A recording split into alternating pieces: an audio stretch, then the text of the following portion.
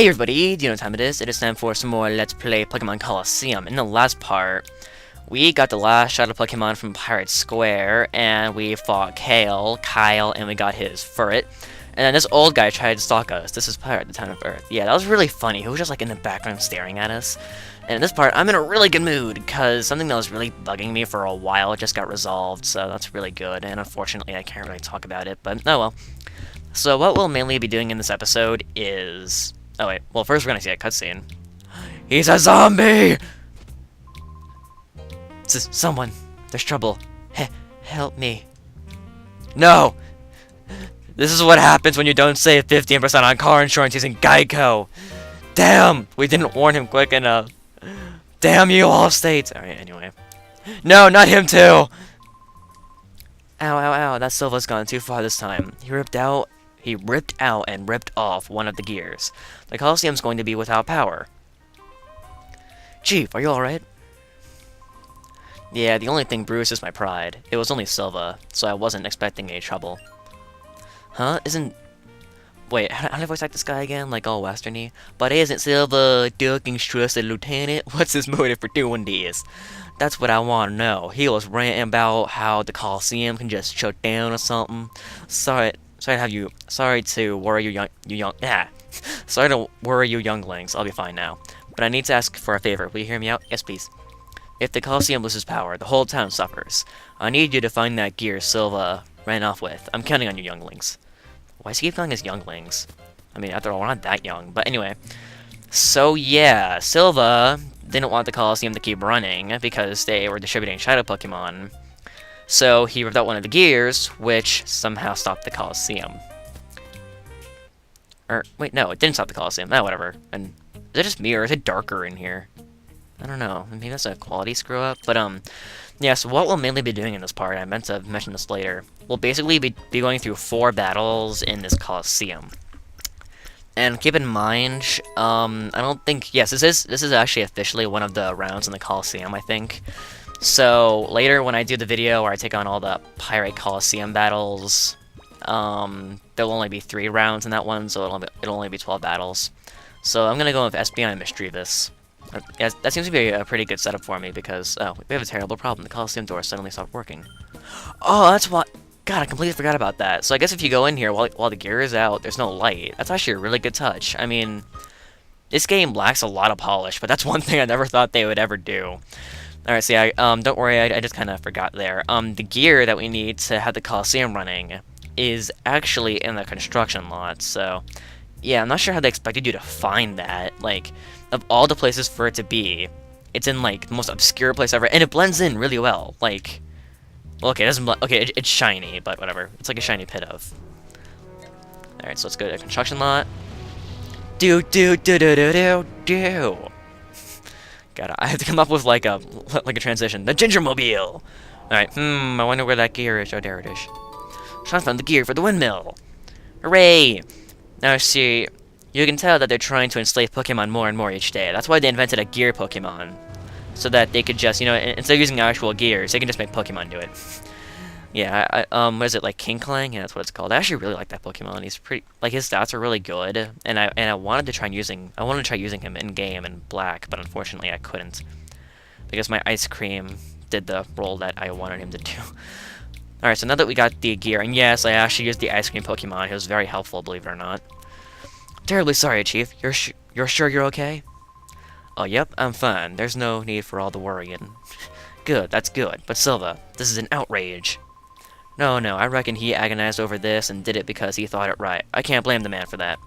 Enough about that, Duking. Instead, I think you should look over there. We're important! Why, you people! Heh, I reckon you might be saying thanks, Duking. That's the gear! You found it for us! What amazing luck! I'll ask you to excuse me for my behavior earlier. You seem to be people who are worthy of trust. You have my sincere thanks. Alright, I'll get you to slot that gear snugly back in the gap where it belongs. Alright, so let's just do that. One of the gears is missing. And we're using our magic ginger powers. We magically put it in. All done, standing by, let it roll. Burp. Oh, 30 long years of cranking gears. That's a very weird song. You know, somebody should make like a full version of that song just for the lulz. Alright, so now the windmill's going again, which I guess generates power for the Colosseum to run. Alright, so that's how the Colosseum works. Never really got that. Wow, this is the way it ought to be. Things are fine now. I can tell that you're a man of courage and honor. I have a favor to ask. Will you hear me out? Nope. I have no one else to turn to. Nope. Nope. God, talk about ignorant. Fine. I'm grateful. I want you to enter the next Colosseum battle. I need you to win the knockout challenge and find out what is going on there. I can tell from a glance that you're no ordinary trainer. I know you can win. I'm sure, but help me. Wait, I'm sure, but help me? Is that actually what he said? No, I'm sure it wasn't. Alright, so yeah, now we're going to do those 4 battles, 6 minutes in. It should run until the end of the episode, if I'm right. Yeah. I really hate to just, like, you know, go through battles, but, actually, should I speed it up? You know what? No, I'm not gonna speed it up. Like, like, obviously, commentating through 4 straight battles, like, being able to supply good commentary for that is just overall difficult, because you don't want to just talk about the battles, because that'd be really redundant. So, if I run out of things to say, then I will probably just let the music play. Right, okay, will you be entering with the Pokemon you have in your party now? Yes, I will. Yeah, so I know it's not the most professional way of doing it, but it works for me very well. Because there are a few things I'd like to talk about. Like, normally when I have to do these kind of things, I, like, pick out something to talk about, you know. Okay, so, let's see. The Skype message, that is completely distracting me. Okay, then, the call-out was in remove Charlie Sheen. That's terrible. Alright, that was so stupid. Alright, so what do I want to talk about? Oh yeah, like, complaints that I have with Pokemon Black and White. I already talked about what I liked about it back in Paper Mario, so now I'm going to talk about my complaints with it. Alright, so the first thing is that this is, like, okay, keep in mind all of these are mainly just, like, pet peeves. They really don't affect the game that much. Okay, one, the last boss, the very, very last boss, was a joke. Like, in the post-game, the final boss, yeah, him. Yeah. Spoilers, he's a ginger! Yeah, that's right. But, yeah, he was a pushover. Seriously, his Pokemon were just... He didn't have that good Pokemon, and I ended up just sweeping him with Escavalier, which was one of my better Pokemon. So yeah, even though overall in Pokemon Black and White, the difficulty is almost perfect, I think they could have gone a little harder for the champion fight. Especially seeing as how the Elite Four matches are so incredibly difficult. So yeah, I guess you could argue if you didn't heal in between the Elite Four and the champion, that could be really hard, but, you know, I did, so, because I'm OCD. But, let's see, another complaint. Oh yeah, the 3 angry cloud people. They're called Thundurus, Tornadus, and Landorus. One thing is that their numbering in the Pokédex is really screwy. Like, first it lists Thundurus and Tornadus, then it lists Reshiram and Zekrom, and then after that it lists Landorus. Even though those 3 Pokemon are, like, exactly the same, and they're, you know, they're really closely related, they just decided to separate them, which really bugged me. Yeah, like I said, most of these are just pet peeves, but, the main complaint I have with those guys is that they look exactly the same. Which I'm sure you could have noticed. Yeah, they look exactly the same in every way, except for, well, of course, color design, and very small details. Like, for example, their little snake thing coming out of their cloud, which doesn't, you know, what is that thing? Is that like a tentacle? I mean, I don't want to talk about, like, Japanese porn, but, no, whatever. Stereotype, okay. And again, not all stereotypes are false. New subject. Alright, so, more complaints that I had. Oh, there's one that really bugged me. Oh yeah, oh my god, this is probably the worst one. Like, no matter which battle you're in, like, say it's the final boss, and your heart's pumping, you know, it's just it's just like, you know, it's intense, the dramatic, silent music is playing, you know, you're fighting for the world, and then out of nowhere, one of your Pokemon goes into red HP, and it goes, doo-doo, doo-doo, doo-doo, and it does that, this extremely annoying song. It's like, you know, no matter which battle you're in, no matter how dramatic, it just plays that, it just completely ruins it for me. Like, yeah, the final battle's the best example. Like, it was, like, really dramatic and everything, you know, I was pumped, and then out of nowhere that starts playing, Dodo! Dodo! You're dying! You're dying! Oh my god! Oh my god! Ah! Yeah, so that's probably my biggest complaints, or my biggest pet peeve, I should say, because really, these are all just really small things. Alright, let's see, what else did I have against it? Keep in mind, I do really love Black and White. They're probably my favorite Pokemon games. And yeah, just Pokemon in general has been, like, revolving around my world, or I've been revolving around Pokemon recently. Probably with the release of this LP, but, you know. Alright, so what other ones did I have? Oh yeah, there are no fire types in the game. Like, it's almost as bad as 4th generation, because in 4th generation, in Diamond and Pearl, you got 2 options for a fire type, Infernape or Rapidash, and Rapidash, of course, sucks. So yeah, in this generation, you got a choice between a really, really weird-looking starter and Boar, which I did consider using, but I ended up going with Superior. And then you could use a really gay-looking Fire Monkey, because we really need more Fire Monkeys at this point. Yeah, I think there's actually 5 right now. 5 Fire Monkeys. So yeah, it's either those 2, or you can go with Darumatin, or Darumanitin, is that it? Yeah, or, well, its first evolution is Darumaka. Yeah, that's a fire fighting. No, it evolves into a fire psychic type, I believe. I'm not quite sure. No, it's just fire. Okay, anyway. Yeah, that's a really good Pokemon, but I didn't want to use it purely because of how it looks. Yeah, call me crazy, but, oh yeah, Cacnea. There are a lot of Cacneas in this game. It's mainly in Pokemon XD, but it seems like whenever they're, like, designing a trainer and they can't decide which Pokemon they give them, they just give them a Cacnea. So that's the first of many Cacneas in this LP. But anyway, what was I talking about? Oh my god, I'm completely drawing a blank. It's like on the tip of my tongue, which by the way is very dry right now, but that's okay. Oh jeez. I honestly god can't remember. Oh yeah, fire types, yeah. So Darumanitin is a really good Pokemon, I just didn't want to use it. And then those, if I remember correctly, those were like your only options. Oh yeah, Blitzel, it's an electric type, but it does learn some fire type attacks, so you could substitute that. And then, I think that's it, except for like legendaries. Wait, what's I don't know, I feel like I'm forgetting one, but, let's see, any other complaints? Well, I guess it's kind of a good thing there weren't that many fire types, because the team I most recently used, it had a really bad weakness to fire types, because 4 of them were weak, like 4 of my team members were weak to fire type Pokemon. And I didn't have, I only had 1 water type, and it was part rock, it was, Caracosta. So if I were to fight, you know, a fire monkey, which would be firefighting, you know, it'd be dead. Actually, one thing I really do like about the ability Sturdy, like how they changed it so that you always have 1 HP left. If you're using Caracosta, that means that you can always get 2 attacks off, because you can use Earthquake once, and then take the damage and go down to 1 HP, and then use Aqua Jet the next turn, which always goes first. So I'm getting another Skype message. God, I'm so OCD about that kind of stuff. Oh, okay, it's just spam. Alright, that's cool. Alright, so is Vulpix gonna die? No, it's not. Oh yeah. This isn't necessarily a complaint. This is something I really like about Pokemon Black and White. In the post-game, there are some really, really awesome wild Pokemon. Like, you can actually get a wild Metagross. I think that's amazing.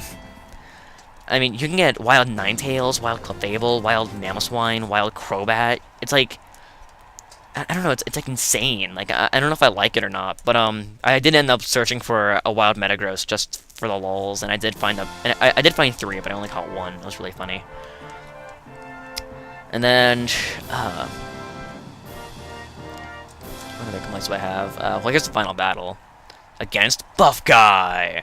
If you can beat me, Master Mirror B could come calling for your services. Here goes! Oh, snap. It's go time, right? Rather than doing redundant commentary with the game. I don't know.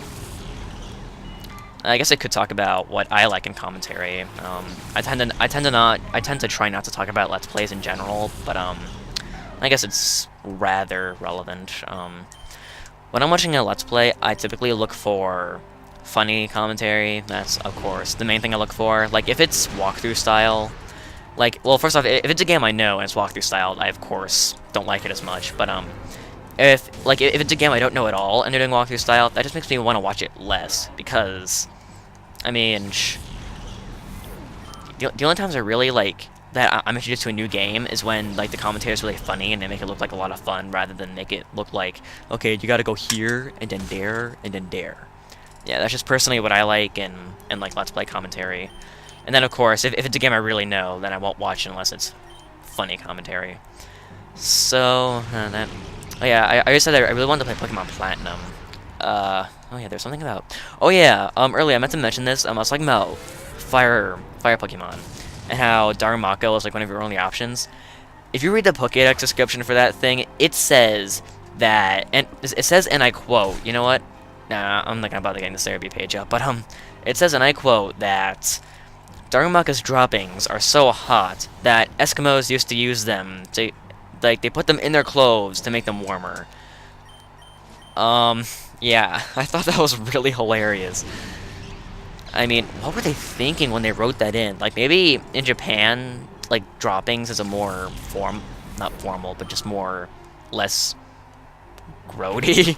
I don't know, but, and then, oh yeah, another really funny thing about Pokemon Black and White. Cofagrigus, the Coffin Pokemon, is really good. I recommend it for a defensive tank, but, in the Pokemon GTS, if you try to trade a Cofagrigus, it won't let you, because in Cofagrigus, there's the word fag, which the GTS filters, so you can't name any Pokemon that have the letter combination FAG in it, so you can't trade a Cofagrigus unless it's nicknamed, which I thought was just hilarious, obviously, because, I mean, you'd think they would have thought about that.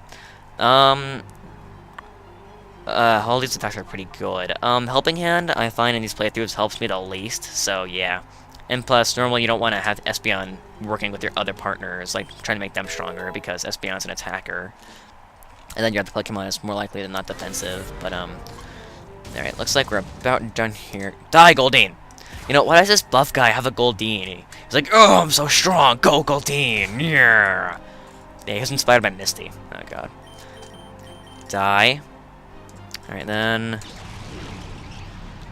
something else to talk about. So, yeah, I was able to talk about random shifts until the end of these battles, which I'm very proud of.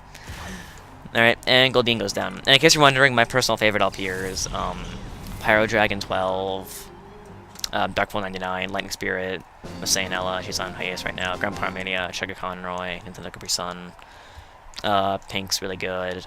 And yeah, all those guys. If you want to check out their channels, don't subscribe unless you like their videos, because I'm the last person to cause fake subscribers, really.